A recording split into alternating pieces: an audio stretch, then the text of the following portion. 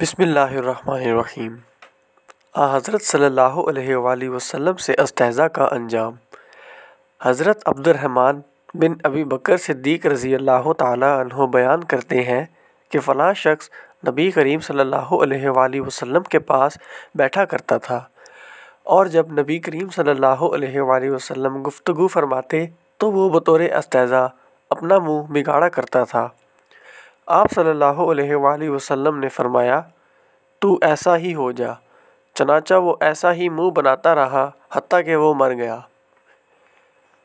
حضرت محمد صلی اللہ علیہ وآلہ وسلم کے پسینے کی خوشبو۔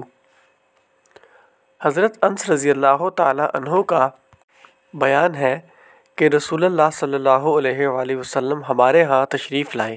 دوپہر میں یہیں آپ صلی اللہ علیہ وآلہ وسلم نے قیلولہ فرمایا۔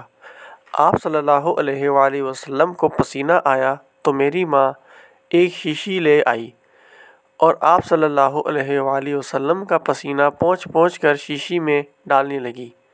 اتنے میں نبی کریم صلی اللہ علیہ وآلہ وسلم بیدار ہو گئے اور پوچھا، اے ام سلیم، یہ کیا کر رہی ہو؟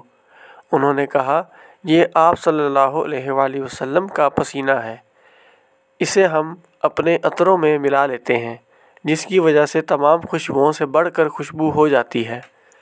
اور ایک روایت ہے کہ ام سلیم نے کہا، یا رسول اللہ صلی اللہ علیہ وآلہ وسلم، ہمیں امید ہے کہ اس کی برکت ہمارے بچوں کو بھی حاصل ہوگی۔ آپ صلی اللہ علیہ وآلہ وسلم نے فرمایا، تم نے درست کہا۔ تشریح۔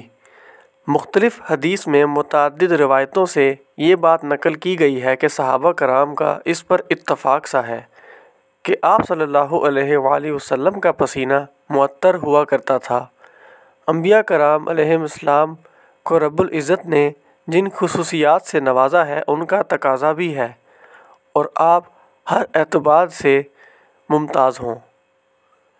دعا ہے کہ اللہ تعالی ہمیں ہدایت نصیب فرمائے، آمین۔ آپ سب ایک مرتبہ درود شریف پڑھ لیں۔ اللہم صلی علی سیدنا و مولانا محمد وعلی آلہ و اصحابہ وبارک وسلم۔